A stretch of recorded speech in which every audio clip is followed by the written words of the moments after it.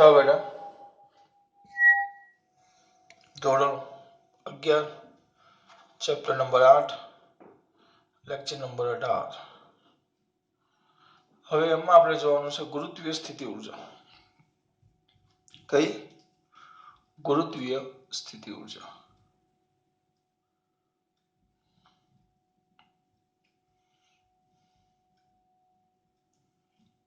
આખું થિયરી મોટી છે એટલે બોર્ડ ઉપર ધ્યાન આપજો.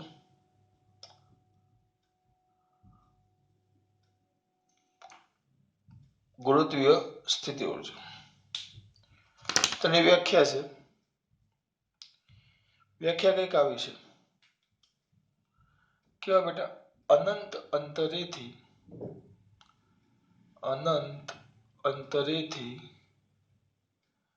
એક, જો આમાં બે આવે, અનંત અંતરેથી m દળના પદાર્થને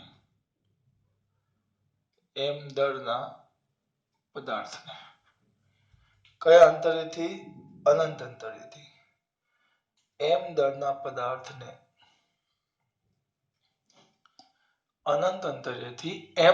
પદાર્થને કયા ક્ષેત્રમાં? ગુરુત્વાકર્ષી ક્ષેત્રમાં આપેલા બિંદુ સુધી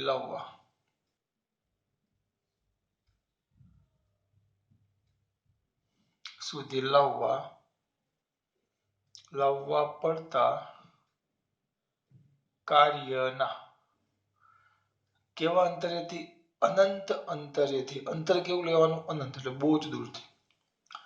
અનંત અંતરેથી m દળના પદાર્થને ગુરુત્વાકર્ષી ક્ષેત્રમાં, એટલે આપણે જે પૃથ્વીનું ગુરુત્વાકર્ષણ છે ત્યાં ગુરુત્વાકર્ષી ક્ષેત્રમાં આપેલા બિંદુ સુધી લાવવા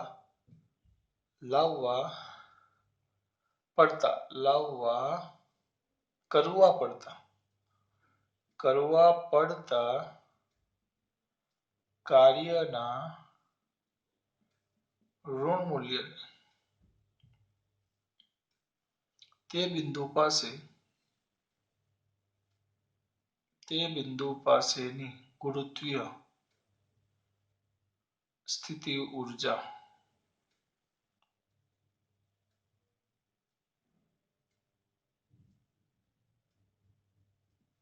ફરી પાછું કયા અંતરેથી? અનંત અંતરેથી. ક્યાંથી? અનંત અંતરેથી એકમ દળના પદાર્થને એકમ દળ કેમ બોલાય છે મારે? કારણ કે જૂની ચોપડી પ્રમાણે શું હતું? પહેલા ગુરુત્વીય સ્થિતિમાન હતું, એમાં એકમ દળ. હવે આમાં ઊંધું છે, પહેલા સ્થિતિ ઉર્જા આપી છે, પછી સ્થિતિમાન આપ્યું છે. એટલે કયા બેટા? અનંત અંતરેથી. કયા અંતરેથી? અનંત અંતરેથી કયા એકમ દળના? અનંત અંતરેથી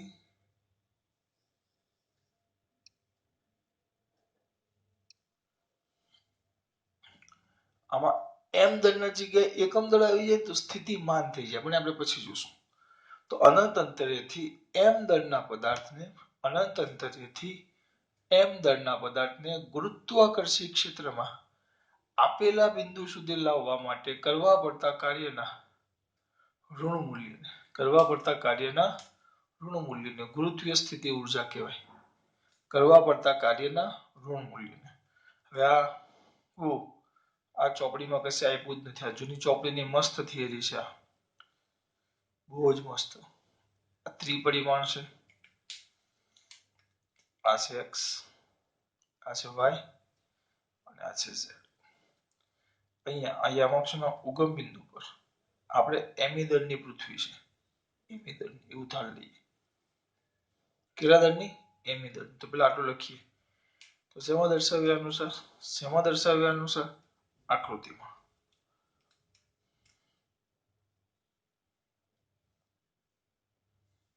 આકૃતિમાં દર્શાવ્યા મુજબ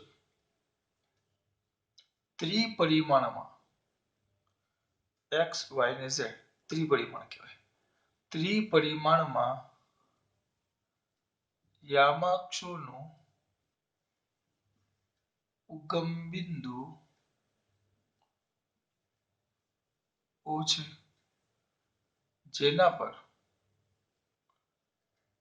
એમી દળ અને આરી ત્રિજ્યાની પૃથ્વી ગોઠવેલ છે. બરાબર. હવે જોજો અહીંયાથી પૃથ્વીથી જેનો સ્થાન સદિશ જેનો કયો સદિશ સ્થાન સદિશ આયરો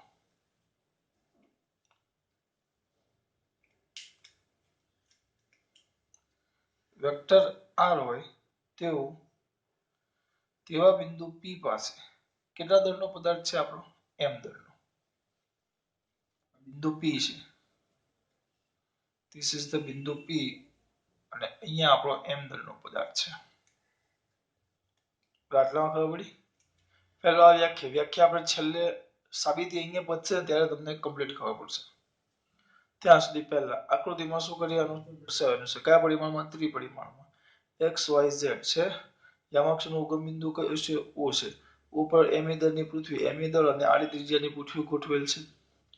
હવે ઉગમ બિંદુ અથવા પૃથ્વીને અનુલક્ષીને જેનું સ્થાન સદિશ કેટલો હોય બેટા વેક્ટર આર હોય તેવા બિંદુ પી પાસે કેટલા દળનો પદાર્થ રહેલો છે એમ દળનો.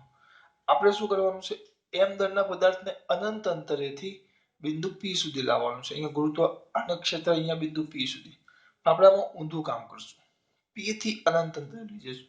પછી કામ ઊંધું કરી દેવાનું. અહીંયા તેના પહેલા કયું કામ શોધવાનું છે આપણે પી થી ક્યાં સુધી લઈ જવાનું છે અનંત અંતરે. પહેલા આટલું લખી નાખીએ.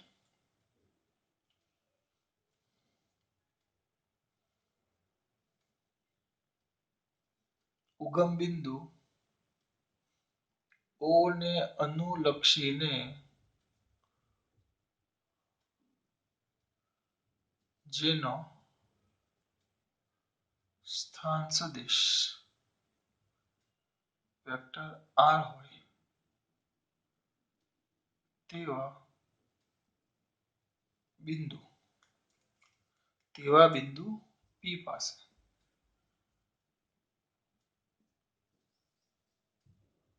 એમ દળનો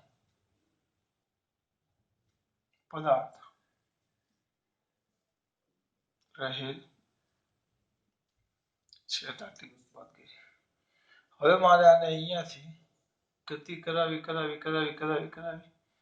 ક્યાં મોકલવાનું છે અનંત અંતરે પહોંચાડવાનું છે. આપણે વ્યાખ્યામાં ક્યાંથી આવવાનું છે અનંત અંતરેથી બિંદુ પી જે ગુરુત્વાકર્ષણ ક્ષેત્રમાં છે. આપણે ઊંધું કરીએ છીએ. પહેલા આપણે કાર્ય કયું શોધશું પી થી અનંત અંતર સુધી લઈ જવા માટે. હવે તમે જુઓ આટલો મોટો માર્ગ છે આખો માર્ગ છે વિચાર આખો માર્ગ છે અહીંયાથી આટલો અહીંયા અનંત અંતર આવે છે. આમ તો અનંત અંતર આટલામાં ન આવે અનંત અંતર સમાય જ નહીં. આપણે દોડવું તો પડશે ને તો વિચારો કે અનંત અંતર અહીંયા આવે છે બરાબર. આમ તો આવી જ ન શકે અંદર. આપણે ધારવું તો પડશે ને કે આ આકૃતિમાં અનંત અંતર છે. તો મને એક વસ્તુ કહો ચલો આ અંતર છે અત્યારે અંતર કેટલું છે આ અંતર આર છે તો બંને વચ્ચે ગુરુત્વાકર્ષણ બળ લાગે. ગુરુત્વાકર્ષણ બળનું સૂત્ર શું આવે F is equal to G MEM/r². જેમ અંતર બદલાતો જાય હવે હું આને આમ જેમ લેતો જાઉં અહીંયાથી આગળ જતો જાય જેમ આગળ જતો જશે આ પદાર્થ અહીંયા છે પછી અહીંયા છે પછી અહીંયા છે પછી મારો અંગૂઠો જાય જેમ આગળ જતો જશે એમ એનો આર બદલાતો જાય. જેમ આગળ જતો જાય એમ એનો આર બદલાતો જાય છેક સુધી બદલાતો જ જશે. જેમ આગળ જશે આર બદલાતો જાય છેક સુધી બદલાયા કરે. નો વળી એનો મતલબ એમ થયો કે આર બદલાય છે આર સતત બદલાતો જાય. જો અહીંયાથી આમ આગળ જાય આર બદલાણો તો ગુરુત્વાકર્ષણ બળ બદલાય. આર બદલાણો ગુરુત્વાકર્ષણ બળ બદલાય. આર બદલાય તો ગુરુત્વાકર્ષણ બળ બદલાય. ટૂંકમાં આખા માર્ગ માટે આપણે બિંદુ પી થી અનંત અંતર સુધી જઈએ તે આખા માર્ગ માટે બળ અચળ નથી. અને બળ અચળ ન હોય એટલે ચલ બળ કહેવાય. સ્થાન સાથે બળ બદલાય છે તો ચલ બળ થયું તો ચલ બળ કહેવાય. એટલે એના માટે ચલ બળનું સૂત્ર લખવું પડે. આપણે એક કામ કરીએ, આખા માર્ગ માટે નહીં, બરાબર, એક નાનો ભાગ લઈ લઈએ.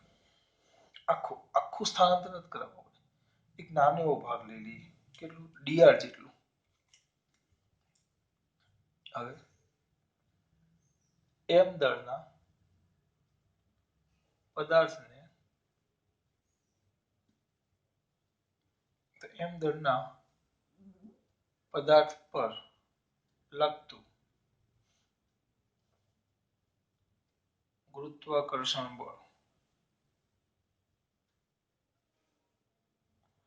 તો vector F is equal to G, સદિશ સ્વરૂપે લખવાનું G, અથવા એક કામ કરો, F is equal to G MEM by r square.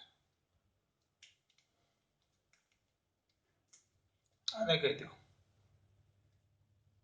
સમીકરણ નંબર 1. હવે કયા દળનો પદાર્થ છે આપણો? m દળનો. અહીંયા m દળના પદાર્થને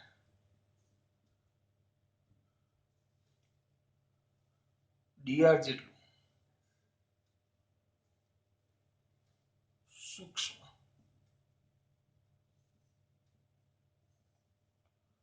સૂક્ષ્મ સ્થાનાંતર કરવું પડતું કાર્ય. સૂક્ષ્મ સ્થાનાંતર dr જેટલું. આપણે આખું કેમ ન લીધું? કારણ કે આખા માટે બળ અચળ નથી. આપણે નાના ભાગ માટે બળ કેવું? અચળ. અહીંયાથી છેક સુધી તમે ભાગ લેશો એના માટે અચળ નથી, પણ સૂક્ષ્મ ભાગ માટે હું અહીંયા ઊભો, આ પૃથ્વી છે, અહીંયા ઊભો છું, સહેજ આગળ ચાલો તો સૂક્ષ્મ, સહેજ અહીંયાથી આટલો જાવ તો બળમાં કઈ ફરક પડવાનો નથી. આ સહેજ આગળ જાવ તો બળ, આ બહુ નાનો ફેરફાર થાય, સ્થાનાંતર બહુ નાનું થાય. અહીંયા તેને સહેજ સૂક્ષ્મ બોલું છું, સૂક્ષ્મ એટલે માઇક્રો, માઇક્રો એ ક્રમનું, માઇક્રોના ક્રમનું. મિત્રો ખબર પડે માઇક્રોના ક્રમનું, એટલે તમને ખબર જ ન પડે કે એડું એમ. તો એટલું સૂક્ષ્મ સ્થાનાંતર કરાવો. સૂક્ષ્મ શબ્દ આવે, નાનું નથી આવતું, સૂક્ષ્મ આવે છે. સૂક્ષ્મ સ્થાનાંતર કરાવો તો કઈ, તો પછી કઈ અહીંયા હોય ને સૂક્ષ્મ સ્થાનાંતર કરીને થોડોક આગળ જાય તો કઈ આમાં તો એટલો બધો ફરક પડવાનો નથી, એટલે બળ બદલાય નહીં. એટલે સૂક્ષ્મ સ્થાનાંતર માટે બળ અચળ. જેટલું સૂક્ષ્મ સ્થાનાંતર કરવા માટે કરવું પડતું કાર્ય. કાર્યનું શું લખાય? સૂક્ષ્મ સ્થાનાંતર છે એટલે આપણે dw. W is equal to, આપણે ભણી ગયા, W is equal to શું આવે બેટા? FD cos θ.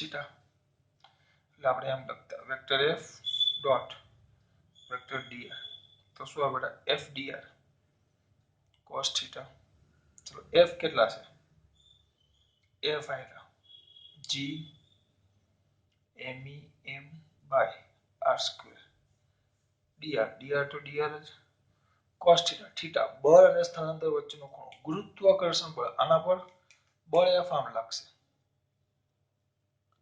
બળ તો પૃથ્વી તરફ લાગે અને પૃથ્વી નીચે તરફ ખેંચે, પણ સ્થાનાંતર થાય આપણે કરાવીએ છીએ P થી અનંત સુધી, એટલે સ્થાનાંતર થી ઊંધી દિશામાં આ બાજુ.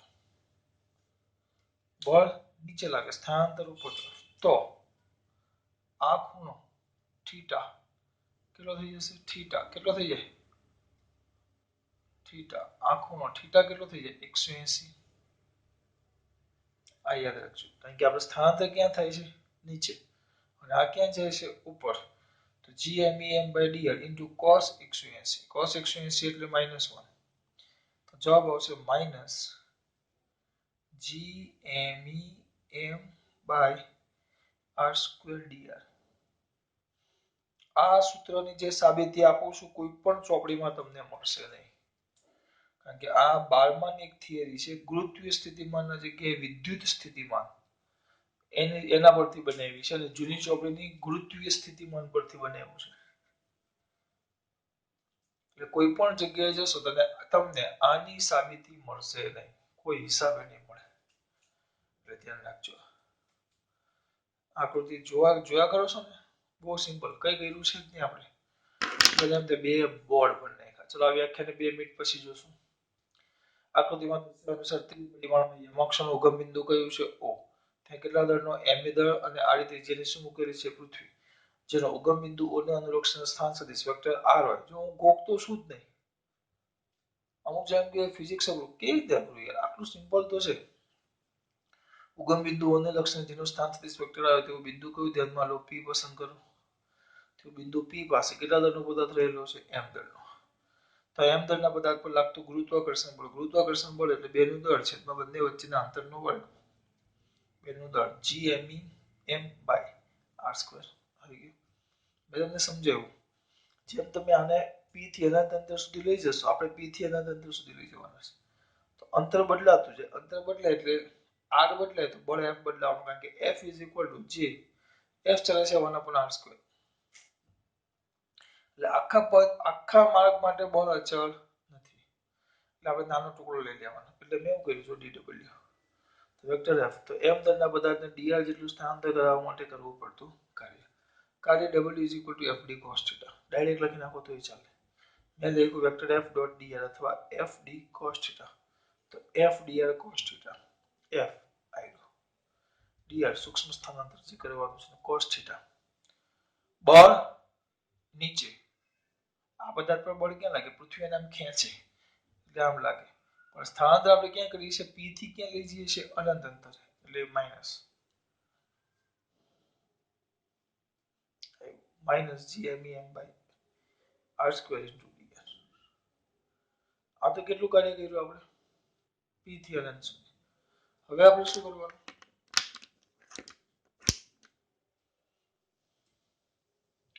આ રીતે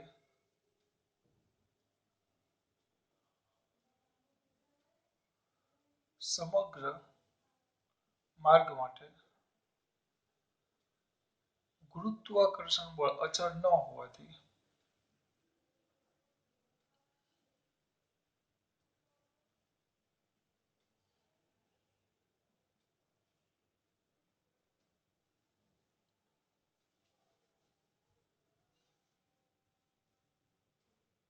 ગુરુત્વાકર્ષણ બળ અચળ નથી. ધ્યાન રાખજો. સમગ્ર માર્ગ માટે ગુરુત્વાકર્ષણ બળ અચળ નથી. તો ગુરુત્વાકર્ષણ બળ અચળ ન હોવાથી શું કરશું? એ ભૂલ ગઈ. સમગ્ર માર્ગ માટે ગુરુત્વાકર્ષણ બળ અચળ ન હોવાથી સમગ્ર માર્ગને અનેક સૂક્ષ્મ ખંડોમાં વિભાગવા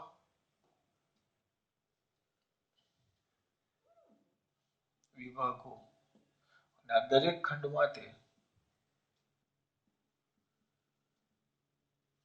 આખો માર્ગ છે અનેક સૂક્ષ્મ ખંડોમાં વિભાગી દેવાનો. સૂક્ષ્મ પણ તમને દેખાય એટલે એના માટે મેં મોટો કર્યો છે. આવા નાના નાના ખંડોમાં વિભાગો. પહેલા આનું, પછી આનું, પછી આનું, પછી આનું, પછી આનું, ધીમે ધીમે બધાનું. આ દરેક ખંડ માટે થતું કાર્ય શોધી તેનો સરવાળો કરતા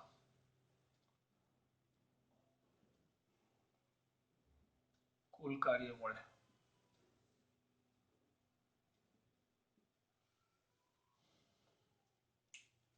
આ રીતે જો કયું કાર્ય મળે? કુલ કાર્ય. સરવાળો કરતા કુલ કાર્ય મળે. જો પાછું પહેલેથી આ બે વાર તો ચલાવ્યો. કેટલી વાર? આજે ભાગ અહીંયા સુધી ચલાવ્યો છો. પહેલા આના પર લાગતું ગુરુત્વાકર્ષણ બળ એટલે G. F = Gme m/r². હવે શું કરવાનું?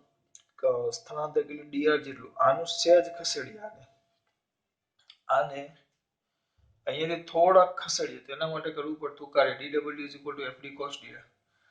f એટલે Gme m/r². fd d cos θ 180. કે બળ નીચે લાગે છે, સ્થાનાંતર આપણે P થી અનંત અંતર એટલે આમ કરીએ છીએ. આવી ગયું? તો આખા માર્ગ માટે ગુરુત્વાકર્ષણ બળ અચળ નથી. નાના નાના ખંડોમાં વિભાગવાનું, દરેક માટે કાર્ય શોધવાનું, એનો સરવાળો કરવાનો તો કુલ કાર્ય મળે. હવે આપણે કરીએ છીએ કયા? m દળના પદાર્થને કયા બેટા એમ દળના પદાર્થને બિંદુ પી થી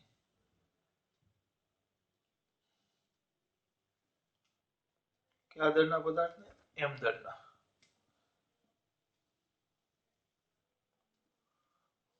બિંદુ પી થી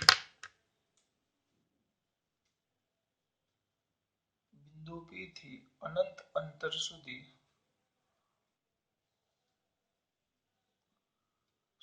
લઈ જવા માટે કરવું પડતું કાર્ય લખાય આમ લખાય જો ડબલ્યુ ક્યાંથી અનંત પી થી હવે બિંદુ પી એ ખરેખર એમ કે બિંદુ પી અથવા આર અંતરે આવેલું બિંદુ પણ કહી શકાય બિંદુ પી એ ખરેખર અહીંયાથી આર અંતરે આવેલું બિંદુ પણ કહેવાય ને એમ કે હું અહીંયા ઊભો છું તો વિપુલ સર ઊભા છે ત્યાં અથવા બોર્ડ થી સીધું 1 મીટર દૂર એમ પણ કહેવાય બિંદુ પી કેવું તો પણ ચાલે અથવા આ પૃથ્વીથી આર અંતરે આવેલું બિંદુ પણ કહી શકાય તો ક્યાંથી પી થી એટલે આર થી ક્યાં સુધી પી સુધી સોરી આર થી એટલે બિંદુ પી જ થાય આર અંતર એટલે બિંદુ પી જ થાય જો આર થી અનંત સુધી લઈ જવા માટે કરવું પડતું કાર્ય is equal to integration r થી infinite then dw is equal to integration r થી infinite આ dw આવ્યું જો minus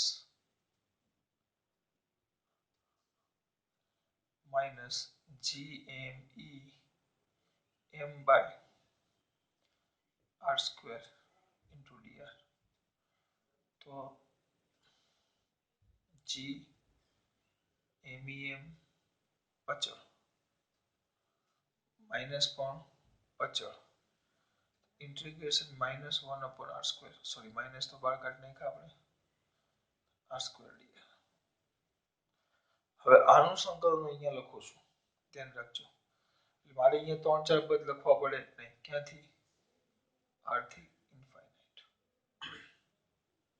જોજો તો શું આવશે બેટા r થી ઇન્ફાઇનાઇટ આની વાત કરીએ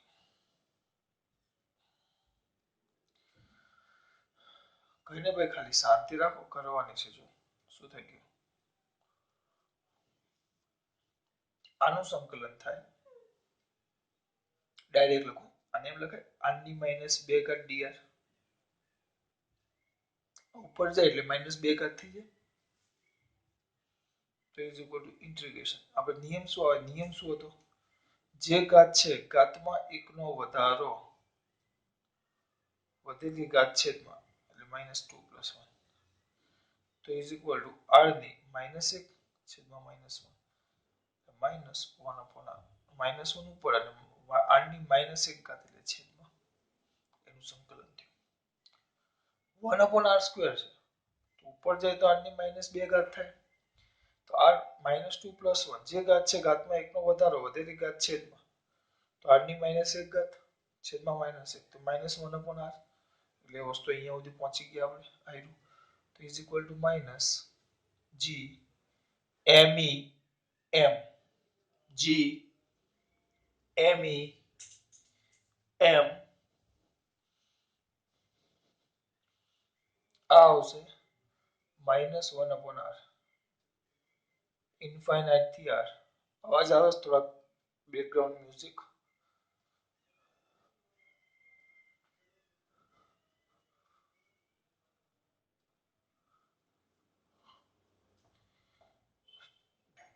સોસાયટીમાં થોડા શિયાળામાં કૂતરા હેરાન થાય હવે જોજો આવી ગયું બેટા શું કરશું બોલો કઈ જ નહીં આ વધારાનું છે એટલે તમે એ વસ્તુ અહીંયા લખવા જાઓ તો લાંબા એટલા 4 પદ તમારે વધારવા પડે એટલે મેં એવું કીધું હવે તમારે તો યાદ રાખવાનું કે આ લખો 1/r² આ પદે કાઢી નખાય ડાયરેક્ટ તમે આ -gmem ને સીધું આ લખી નાખો તો પણ ચાલે આ બધાને ઉડાડતા આ બધા નોટમાં તો લખવાના આ લખો ને અને બાજુમાં અથવા ગમે તેની સાઈડમાં લખી નાખવાનું એટલે ખબર પડે કે આ રીતે થયું -1/r², સોરી 1/r², તો શું થાય એનું -1/r સંકલન.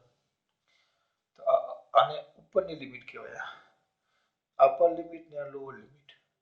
અપર લિમિટ ને લોઅર લિમિટ સૂત્ર શું આવે આમ હોય જો અહીંયા f ઓફ x હોય અને અપર આ ab હોય, આને લોઅર લિમિટ કહેવાય અને અપર લિમિટ કહેવાય. તો નિયમ શું આવે આવો આવે, f ઓફ અપર લિમિટ એટલે x ના જગ્યાએ b મૂકી દેવાનો, f of b upper limit minus lower limit f of a. હવે આ માઈનસ છે, માઈનસ માઈનસ શું થઈ જશે પ્લસ, તો is equal to g MEM. હવે આવે અપર લિમિટ, આ માઈનસ ઉડી ગયા છે, અપર લિમિટ પહેલા મૂકી દેવાના ઇન્ફાઇનાઇટ, તો -1/r -1/r -1/r સોરી -1/ઇન્ફાઇનાઇટ, કારણ કે ઇન્ફાઇનાઇટ છે અપર લિમિટ, પહેલા b મૂક્યું એટલે એના જગ્યાએ ઇન્ફાઇનાઇટ મૂકવાનું, minus lower limit. Sir minus ક્યાં ગયા, માઈનસ માઈનસ પ્લસ થઈ ગયા, એટલે આનાથી એમ વિચારો ધીસ ઇઝ નોટ પ્રેઝન્ટ, એટલે સો પહેલા અપર લિમિટ તો 1/ઇન્ફાઇનાઇટ, પછી માઈનસ લોઅર લિમિટ 1/r, એટલે 1/ઇન્ફાઇનાઇટ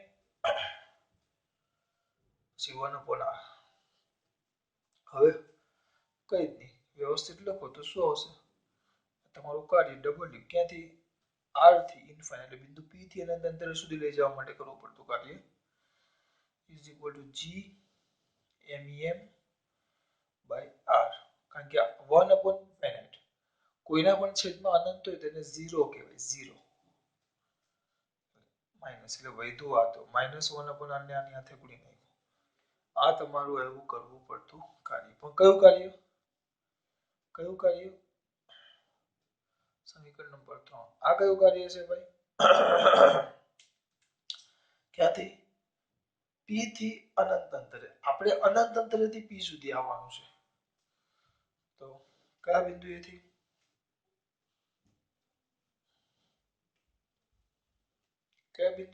અનંત અંતરેથી.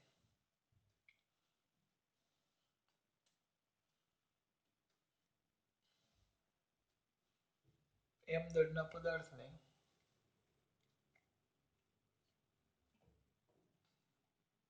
અનંત અંતરેથી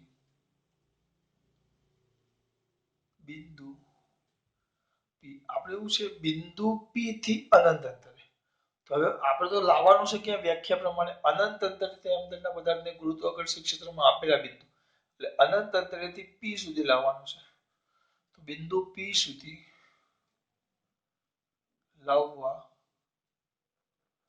કરવું પડતું કાર્ય w, આ p થી અનંત અંતર, આપણે તો શું લાવવાનું છે અનંત અંતરેથી p સુધી, એટલે r. p બિંદુ એટલે r છે, જો r અંતરે આવેલું બિંદુ, તો ઇઝ ઇક્વલ ટુ આમ જતા તેના જગ્યાએ હવે આમ આવવાનું છે, આમ જતા તેના જગ્યાએ આમ આવવાનું છે. તો કાર્ય જે કરો એના કરતા ઊંધું એ માઈનસ, તમે જે p થી અનંત અંતર સુધી લઈ જવા માટે કાર્ય કરો એના કરતા માઈનસ, તો માઈનસ માઈનસ પાછું કેવું થઈ જશે પ્લસ, તો આ માઈનસ છે, કિંમત મૂકવું આ પાછું માઈનસ, તો માઈનસ માઈનસ પ્લસ રહે, g MEM બાય r. આ થઈ ગયું કાર્ય. ક્યાંથી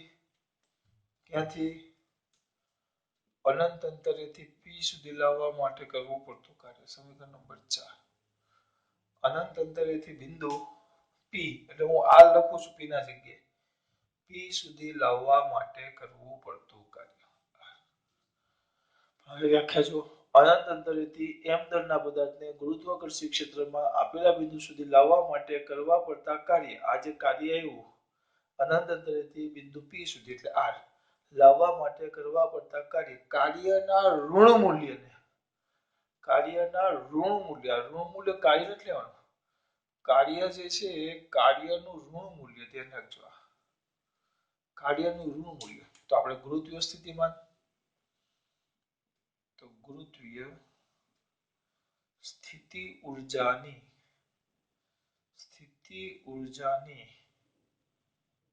વ્યાખ્યા પરથી યુ ગુરુત્વીય સ્થિતિ ઉર્જાને યુ કહેશું. યુ આપણે યુ તો યુ બરાબર તમે જે કાર્ય કરો છો અનંત અંતરેથી બિંદુ પી સુધી લાવવા માટે એ કાર્યનું ઋણ મૂલ્ય minus GMEM by r U સ્થિતિ ઉર્જા છે બેટા. આ થઈ ગયું તમારું સમીકરણ નંબર 5. સ્થિતિ ઉર્જા છે. સ્થિતિ ઉર્જા એકમ લખી નાખો. એકમ નાના છોકરાને આવડે સર એનો એકમ જૂલ આવે જેને જે વડે દર્શાવાય. એનું પારિમાણિક સૂત્ર M1 122 છેલ્લું માઇનસ 122 છેલ્લું માઇનસ. આ થઈ ગઈ તમારી થિયરી અને આ થઈ ગયું તમારું સૂત્ર. આનો ઉપયોગ કરીને આપણે ગુરુત્વીય સ્થિતિમાન જોશું જેને 5 કહેવાય. 5 પછી જોઈએ. પેલા આટલામાં ખબર પડી મારા દીકરાઓને? મસ્ત વસ્તુ નથી આ. બહુ જ મસ્ત વસ્તુ છે. બાકી 5 મિનિટ લેવું છું, રિવિઝન કરાવું છું. બધી વસ્તુ આના પડશે. જો તમે કેવી રીતે બનાવો? કોખવડ નહીં બેટા. આને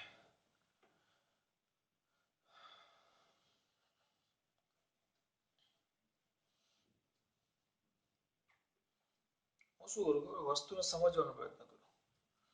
તમે વસ્તુને ગોખવાનો પ્રયત્ન કરો.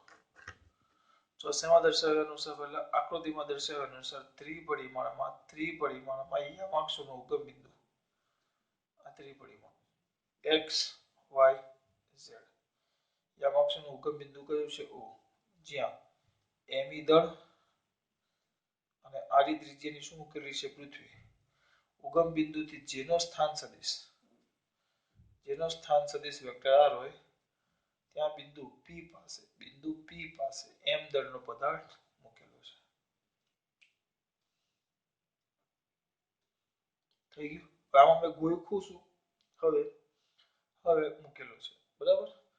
હવે આ પૃથ્વીને કારણે m દળના પદાર્થ પર લાગતું ગુરુત્વાકર્ષણ બળ F G MEM આટલામાં જ ધ્યાન આપજો બાય r². હવે આને dr જેટલું સૂક્ષ્મ સ્થાનાંતર કરવા માટે કરવું પડતું કાર્ય dw નાનું સ્થાનાંતર નાનું કરે FDR cos θ F GMEM by r² dr cos θ. જો બળ આ બાજુ લાગે છે dr અને બળ આ બાજુ લાગે છે અને સ્થાનાંતર આપણે ઉપર લઈ જઈએ છીએ. બંને વચ્ચેનો ખૂણો થીટા કેટલો થઈ ગયો? 180 એટલે -1 થઈ ગયું minus GMEM by dr into dr. અહીંયા સુધી પહોંચી ગયો. એક નાનો સેન્ટેન્સ ગોખવાનો નથી. થઈ ગયો? મેં તમને કીધું આપણે ક્યાં લઈ જવાનું છે ભાઈ? બિંદુ P અથવા r અંતરેથી અનંત અંતરે લઈ જવાનું છે આપણે. અનંત અંતરે તો તમે જેમ આમ ખસતા જાઓ એમ સમગ્ર માર્ગ પર તમે જેમ આગળ જશો એમ r વધે એટલે ગુરુત્વાકર્ષણ બળ સતત શું થયા કરે? બદલાયા કરે. ગુરુત્વાકર્ષણ બળ અચળ નથી. પણ જો તમે નાના નાના ખંડો લેવા તો દરેક નાના સ્થાનાંતર માટે તમે બળ કેવું લઈ શકો? અચળ. તો આ બધા માટે કાર્ય શોધી એનો શું કરવાનો? સરવાળો.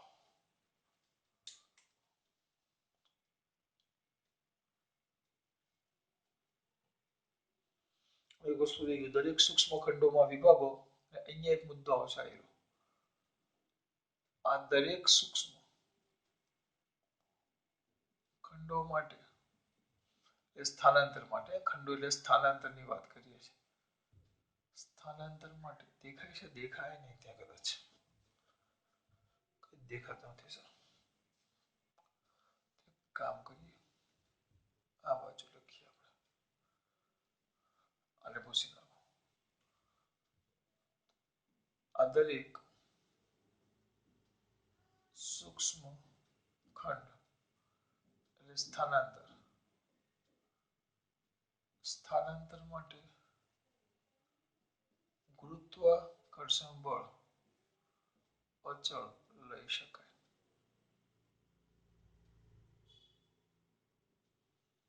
એટલે આના પછી આ મુદ્દો લખજો, પછી આ લખજો. દરેક માટે ગુરુત્વાકર્ષણ બળ કયું લઈ શકાય? અચળ. અને દરેક વડે થતું કાર્ય શોધી એનો સરવાળો કરતા કુલ કાર્ય મળે. એટલે હવે આપણે વાત કરવાની છે સંકલનની. જોજો, કારણ કે આમાં વંચાય એવું નથી, આમાં મારે કરતા જવું પડે. ચલો સંકલન. તો બે ભાગ પાડી દઉં ફટાફટ. ક્યાં હતા આપણે? ડબલ્યુ આપણે ક્યાં લઈ જવાનું છે? પી થી ઇન્ફાઇનાઇટ.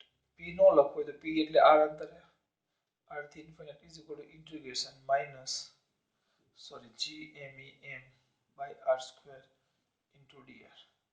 તો માઇનસ gmem, હા, ક્યાંથી? આર થી ઇન્ફાઇનાઇટ.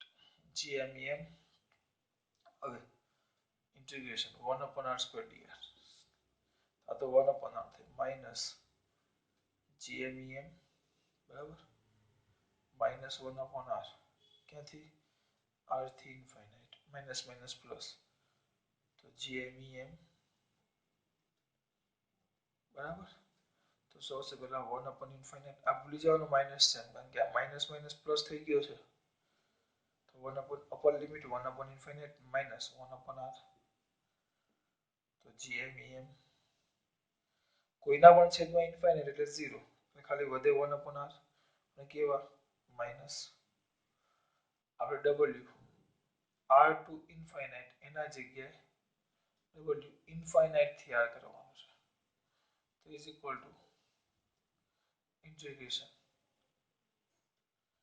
ઇન્ફાઇનાઇટ થી અનંત અંતરેથી બિંદુ p સુધી લાવવા માટે કરવું પડતું કાર્ય. આ બે કાર્ય સરખા ન હોય, આગળ માઇનસ આવે. માઇનસ કેમ? p થી અનંત અંતરે લઈ જાવ તો અનંત અંતરેથી p આવો તો કાર્ય ઊંધું કરવું પડે. આપણે ઊંધું એટલે અહીંયા આગળ માઇનસ આવી જાય. કાર્ય અનંત અંતરેથી બિંદુ p સુધી એ કાર્ય p થી અનંત અંતર સુધી જેવું હોય પણ માઇનસ હોય. તો minus minus plus gmem by r. ખબર પડી? gmem by r. આ ધ્યાન રાખજો.